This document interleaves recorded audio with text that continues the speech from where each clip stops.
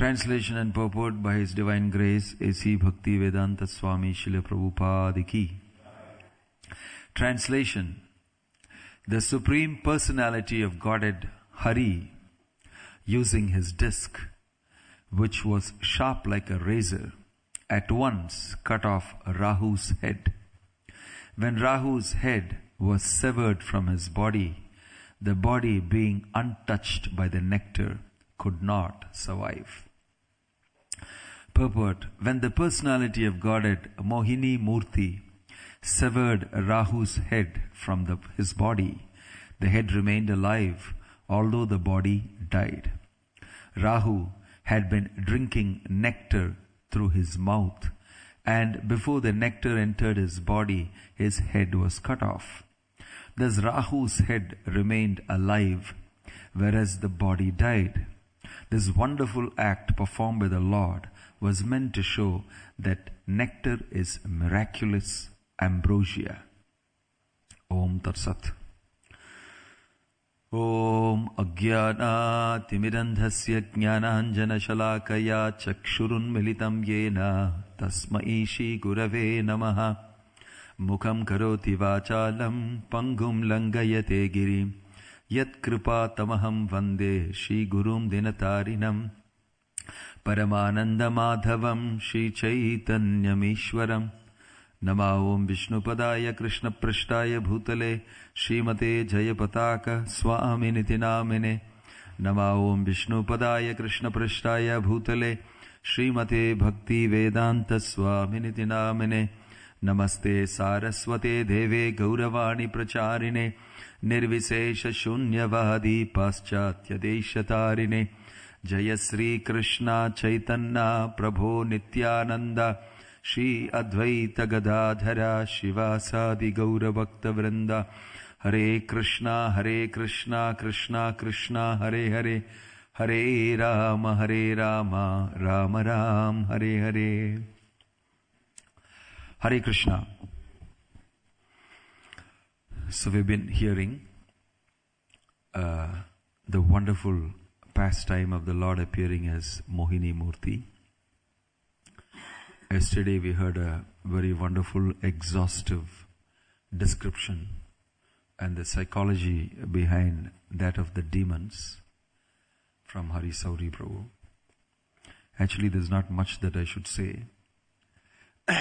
However, to give a little history, we are in the spot where, after bewildering all the demons with sweet words, very diplomatically, the Supreme Lord, in the form of a beautiful woman, Mohini, he speaks sweet words to the demons and takes away the pot of nectar which the demons have taken away.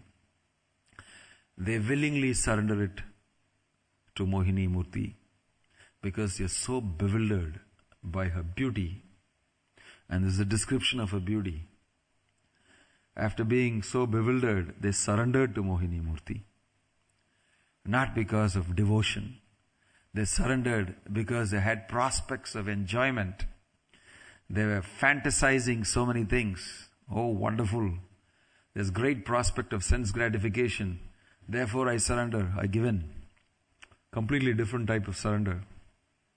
They gave the whole pot of nectar.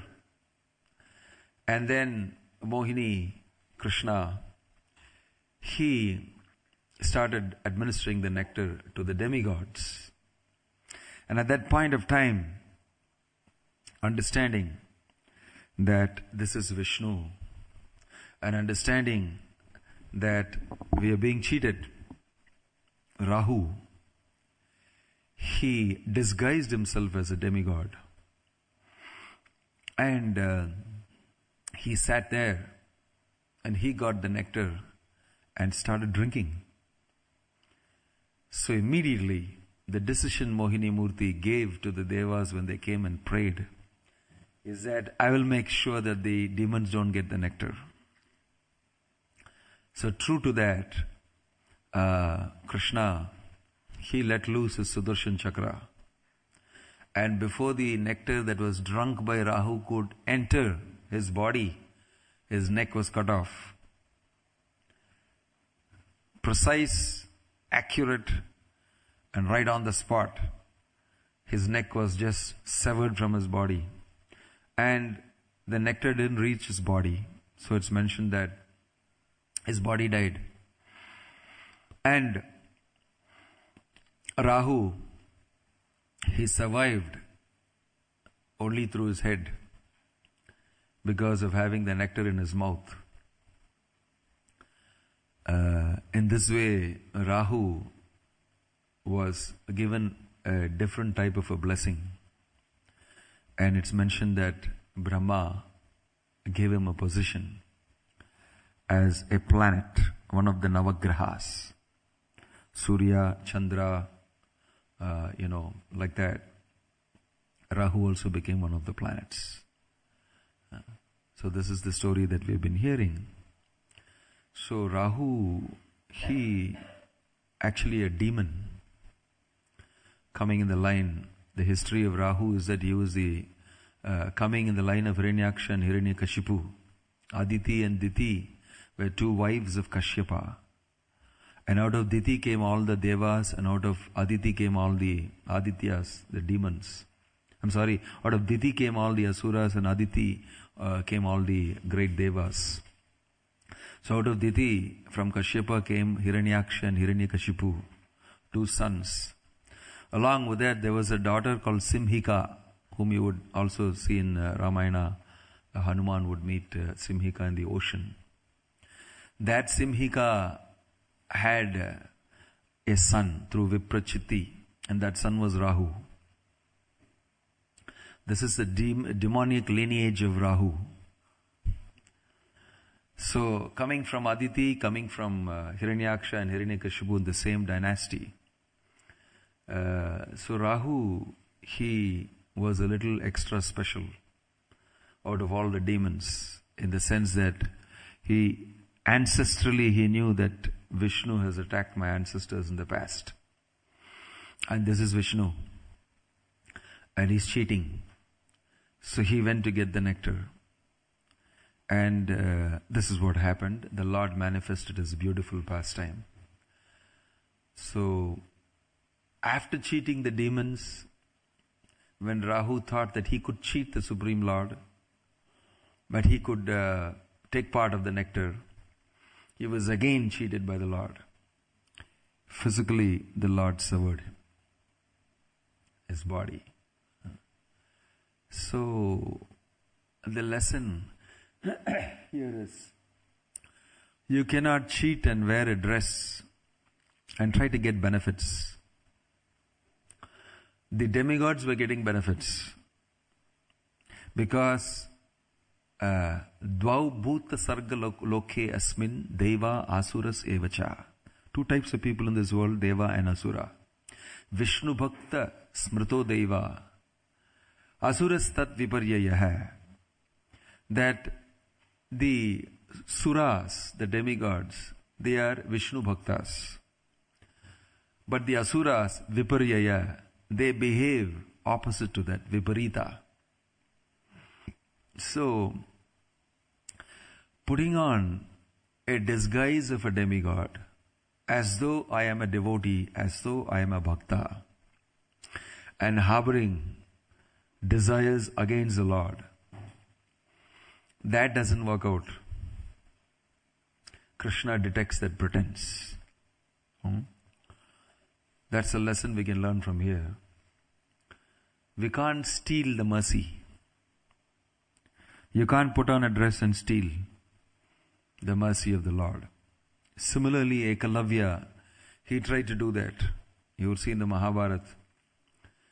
It's mentioned by great acharyas. The commentary given is that people often ask, why is Ekalavya's thumb taken away by Dronacharya so that he can exhibit his skill anymore?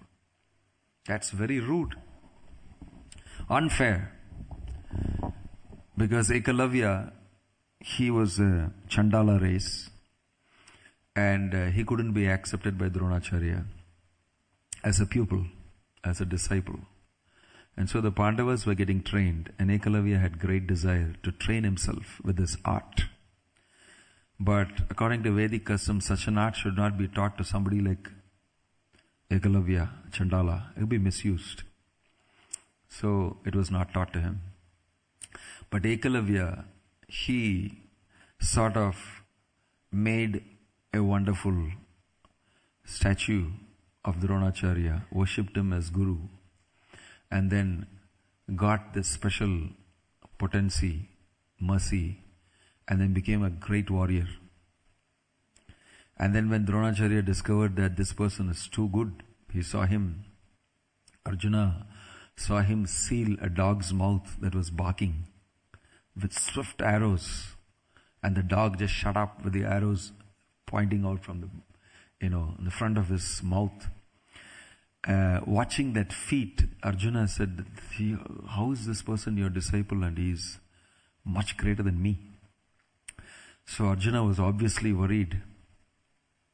How is it that he's not, are you secretly teaching him? Are you giving his mercy separately to him? So knowing that, Ekalavya had cheated, although Dronacharya had refused, he had done this. So Dronacharya asked him for Guru Dakshin. And he said, anything you ask me, I'll give you. I've been inspired by you. So he said, give me your thumb. He cut his thumb and gave. He couldn't use the bow and arrow anymore. Because then people would say that, oh, that's very rude, very bad. How did he do that? Dronacharya shouldn't have done that. But it's mentioned that Ekalavya tried to cheat without following the proper vidhi, proper process of surrender, service, etc. And he tried to cheat. So he didn't get that mercy. Same way Rahu here, he was not qualified to take the nectar. But he wanted it. Without qualification, without being able to deserve it by qualification, you want it. Unreasonable. Without going through the process, without going through the effort that makes you qualified. You can't take a shortcut. So Rahu tried to take that shortcut. Similarly, we can't take a shortcut. We have to follow the instructions given by Krishna, follow the instructions given by Chaitanya Mahaprabhu, follow the instructions given by His Divine Grace A.C. Bhaktivinode Swami Prabhupada. There's no shortcut. There's no shorter cut. Prabhupada has already done the shortcut. Lord Chaitanya already did the shortcut. We have to follow those basic instructions. And then we can get the nectar of Krishna consciousness. There is no other shortcut to it. Otherwise, Krishna will use his Sudarshan Chakra like he did. Here you can see that Krishna is using the weapon of the Sudarshan Chakra. It's amazing that all this time there was a description of a beautiful form of Mohini. All features of her were described so nicely. And that tender, beautiful form suddenly manifests a deadly Sudarshan Chakra and finishes off Rahu. Little did anybody would have expected that Sudarshan Chakra will pop out of Mohini Murti's, that beautiful Mohini Murti's finger. But that's Krishna. You see? So it's mentioned here, the Supreme Personality of Godhead, Hari, his disc, which was very sharp like a razor, was let loose by him on Rahu. So, Sudarshana Chakra, normally meant for those who go against Krishna, those who go against the principles of devotion to Krishna. Whereas Krishna uses the conch to bless his devotees. He uses the chakra and the gada to finish off enemies of his devotees or himself. That is the asuras. But the conchal and the lotus are used to bless devotees. You know, Dhruva Maharaj got blessed by a conchal. Similarly, Krishna used the Sudarshan Chakra on Shishupala.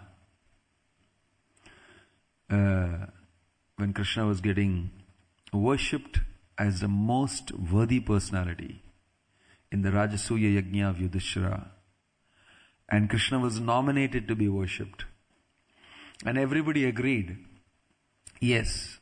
In fact, Bhishma suggested to Yudhishthira, when that portion of your Rajasuya Yajna comes, you must choose Krishna and worship him. And Yudhishthira was very pleased to do that. But in that assembly, when Krishna was proclaimed as the most worshipable person and he was seated on the throne for worship, Shishupala and a few of his other supporters, they started opposing it. They started speaking against Krishna, and they were using very horrible, insulting words, especially Shishupala. He was kept on a whole tirade of, curses and, words coming out of his mouth. He was enraging everybody, and Bhima, he actually went to finish off Shishupala, and Bhishma stopped him. And in this way, many others also wanted to stop Shishupala from talking. But Bhishma told them, don't. And then Shishupala went on and went on. When we reached his 99th, 100th insult, Krishna smilingly let the Sudarshan Chakra behead him. And in front of everybody, Shishupala actually merged into Krishna. This was an amazing scene. In front of everybody in the Rajasuya Yajna, Krishna performed this wonderful pastime. And Shishupala was finished, his head rolled away, and the Yajna went ahead. Same way, Krishna used the Sudarshan Chakra to help Gajendra escape the wrath of the crocodile. Similarly, when in the Mahabharata war, Arjuna had taken a vow that he would get at Jayadratha because his son Abhimanyu was unfairly killed. At that time, the promise and the vow was, before sunset, I would be able to finish Jayadratha. And so all the Kauravas were protecting Jayadratha, and they were waiting for the sunset. And at that time, Krishna, he created a false sunset by having a Sudarshan Chakra, shade the sun. And then everybody thought it's sunset. And they dropped their arms. Wow, we won. We're finished. Now we don't have to worry. And they became unarmed. And Jayadratha was exposed. At that time, Krishna asked Arjuna to do the needful. And with an arrow, Arjuna chopped off the head of Jayadratha and had it drop on his father's lap. And then the Sudarshan revealed the sun had not yet set. In this way, Krishna used the Sudarshan to trick the entire Kauravas, and Jayadratha was taken over. This way we can see Sudarshan very powerful and used as a powerful weapon of the Lord. Sudarshana Mahajwala Koti Surya Samaprabha Ajnana Timirandhanam Vaikuntabda Pradarshaka. That Sudarshana Mahajwala, severe, deadly fire, heat. Koti Surya Samaprabha, crores of suns, the heat of crores of suns and the power of thousands of suns is manifested in the Sudarshana. So it's a deadly weapon. And Krishna, he acquired this weapon. Of course, it's a transcendental weapon. In South India, there are temples for Sudarshan Chakra. They call him Sudarshan Chakra Talwar. In Tamil Nadu, you will see in most of the Sri Vaishnava temples, they worship Sudarshan Chakra separately in a temple. He's a personality. And if you go to astrologers, when you go for getting some parihara, they will ask you to do Sudarshana Homa, because Sudarshana drives away all the enemies. He keeps you free. So devotees seek the shelter of Sudarshana. And in this way the Lord protects his devotees using Sudarshana. We know the famous story of how the Lord explained to Durvasa Muni who attacked Ambarish Maharaj, and he took 6 months and traveled right up to the Lord in Vaikuntha and submitted to him with a Sudarshan Chakra chasing him, singeing his backside. He ran, and when he fell at the feet of the Lord told him, Aham bhakta paradhino yi ashwatantra iva dvijah sadhubir grasta hradayo bhaktair bhaktajana priyah. My dear Durvasa, I am not free. Ashwatantra iva dvija. I don't have independence, especially to do with my devotees. I am controlled by my devotees. In fact, my Sudarshan Chakra too is controlled by Ambarish Maharaj. For this instance, he told him, you simply have to go back to Ambarish Maharaj and seek pardon from him. And then everything will be alright for you. In other words, I have outsourced the control of Sudarshan Chakra to my devotees. And the Sudarshan Chakra is chasing you because of your offense to my devotee. I cannot call it back. I really cannot call it back. And you are a wonderful Brahmana. You propagate the Vedic, teachings. And I am giving you this advice. My devotees are very dear to me. Vashe kurvanti mam bhaktya satstri satpatim yatha. He explains that my devotees, they simply bring me under their control.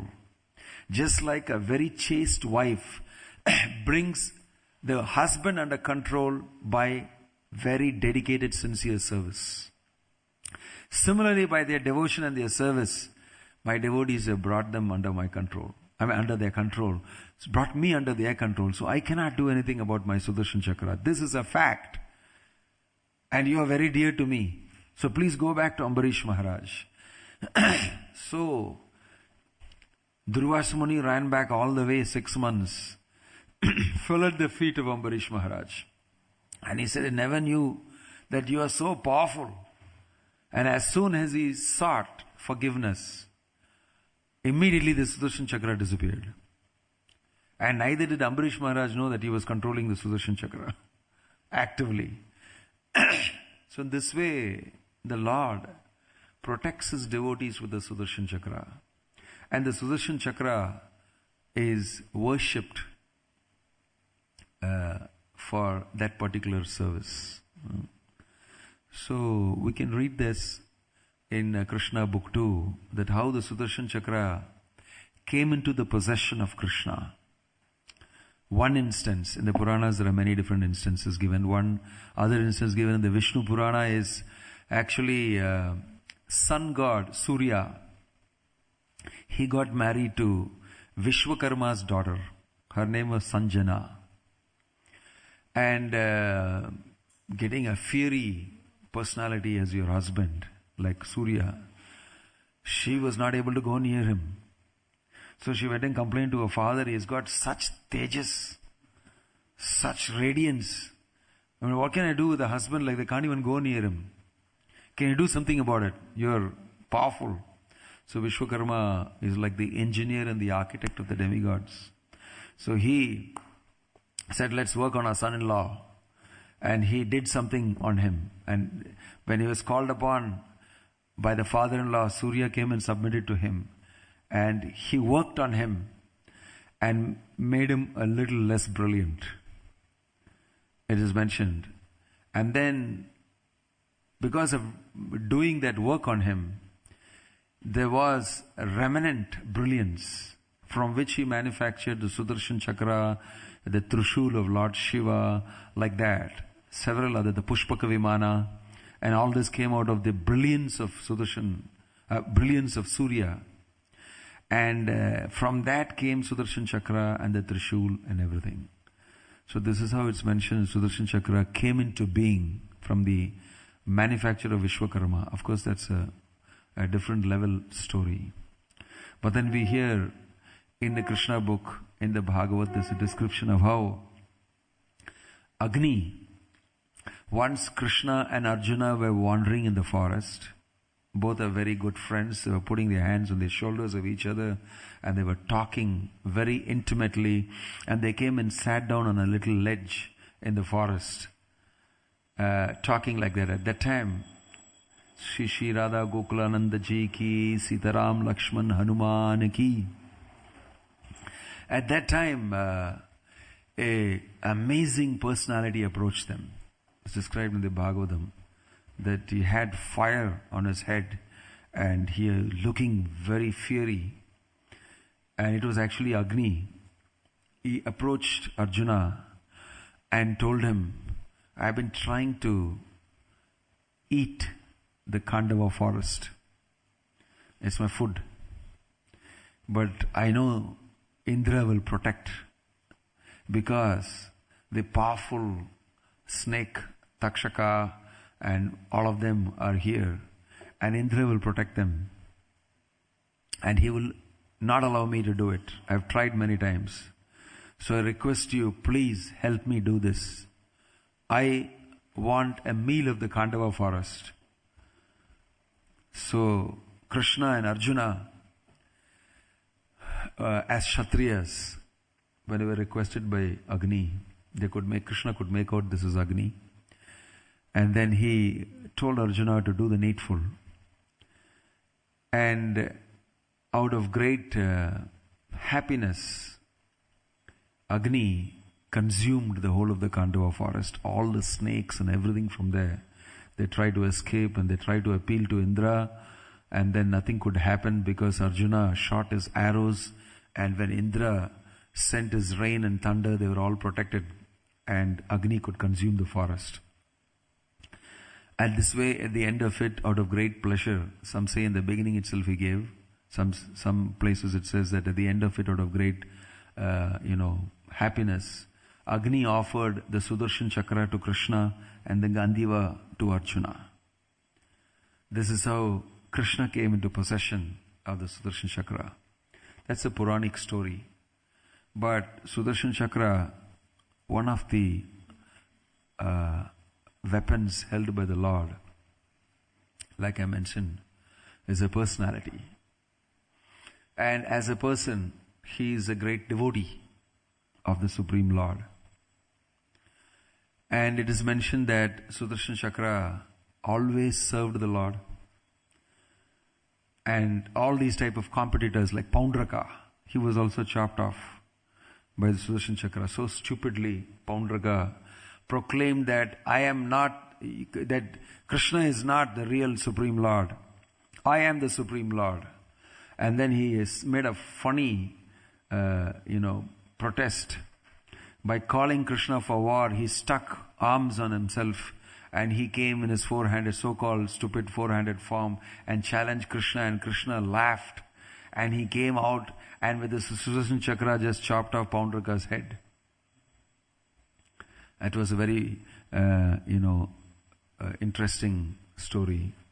That Paundraka, he thought that I am the Supreme Lord. He had his own false Sudarshan Chakra on his little finger. The Sudarshan Chakra is very powerful. It's mentioned it's got some 108 serrated edges and it's got some billions of, pointers and so many spokes, and each one of them signify one type of dharma, and there's a very big detail on it given. I once met somebody who did a PhD, one Sri Vaishnava who did a PhD, a doctorate thesis on Sudarshan Chakra. Here, they might have detailed study and it is an amazing amount of information from the scriptures he had taken. So it's not an ordinary weapon, it's a weapon of the Supreme Personality of Godhead. However, all the same, the Sudarshan Chakra, as a person, it's mentioned that there's an amazing side to the Sudarshan Chakra, that after serving the Lord in so many instances, in Jagannath Puri you'll see this beautiful Leela, of how the Lord subdued the pride of Sudarshan. Amazingly, in Jagannath Puri you'll see Sudarshan Chakra is not sitting on Lord Jagannath's finger. He has become a pillar, a stamba, and there is a cloth tied around him. He is put under control. That's a nice Leela there. If you go into Jagannath temple, you will see in one of the entrances an amazing form of Hanuman. Ashtabhuja Hanuman. 8-handed Hanuman. And is also mentioned, he's called Chari Chakra Hanuman. In his 4 hands, the Hanuman is having Sudarshan Chakra. It's amazing how Hanuman got Sudarshan Chakra in his hands. So there is a Leela that at one point of time, Sudarshan Chakra, he became a little filled with pride. I am serving the Lord in such an exalted position. I sit on his finger and I am the one who kills all the demons for the Lord. In fact, the Lord is dependent on me. Very subtly, I am the instrument of the Lord and he uses me. So in this way, Puranas, there's a different version of this. It's mentioned that therefore Sudarshan Chakra took birth in this world, etc. I don't think that will be very in keeping with our Vaishnava theology. But here, the Lord has thought that, oh, he's thinking like this. I must definitely teach him a lesson. So it's mentioned that Lord Jagannath asked Sudarshana, please go and call Hanuman. I want to see him. So Sudarshan Chakra raced ahead and went right up to Himalayas. And he called upon Hanuman, who was in a deep trance, and told him, Jagannath wants to see you. He's asked for you. So Hanuman immediately remembered Lord Ramachandra, my dear Lord, who has appeared, Ramachandra appeared as Jagannath. He has called upon me. I am his eternal servant. I must immediately attend to his call. So he made way. He started proceeding. By the time Sudarshan Chakra, out of his great tejas and speed, he reached Jagannath Puri, came to the temple before Hanuman arrived. And he quickly tried to play a little mischief. You're also a devotee. Let's see who's greater. You see? You also known to be a great person. I want to show that I'm greater than you. So he went and bound all the entrances of the temple with his potency. And when Hanuman came, he couldn't enter. So Hanuman sat down there and he prayed to Lord Jagannath and said, my dear Lord, on your call I am here. But I'm not able to enter your sanctum. I can't get inside. So immediately the Lord blessed him with 4 chakras and gave him hands, extra 4 hands. And with 2 hands he was offering prayers to the Lord, and with 4 hands he was holding chakra. With another 2 hands he was chanting japa, because he's always chanting Rama's names. So he was chanting Rama's name, and with this deity you will see there. It's called Ashtabhuja Hanuman, 8-handed Hanuman. He had 4 chakras, and with that he entered. With the power of those special blessing, he entered and he went right up to the Lord into the sanctum. And Sudarshan was surprised. Who? How did he come in? How did he come in? So the Lord explained to Sudarshan, I think you must understand that Hanuman is very dear to me. He is a great devotee, a wonderful pure servant. And I think you have been contaminated by this little pride that you have. So in Kali Yuga, I will not carry you on my finger. You remain here in the form of a pillar, the form of a stamba, and you shall be not manifesting too much of your glory. And in this way you will see in Jagannath temple, you will see Sudarshan as got a form that's different, very unique. Many times people ask us in South India, why Sudarshan Chakra is like this, like a stamba? In South India especially, they worship Sudarshan Chakra, like I mentioned, in temples. There's a separate temple for Sudarshan Chakra. So this is the glory of Sudarshan Chakra. And here we find that the Lord is utilizing that Sudarshan Chakra and beheading Rahu.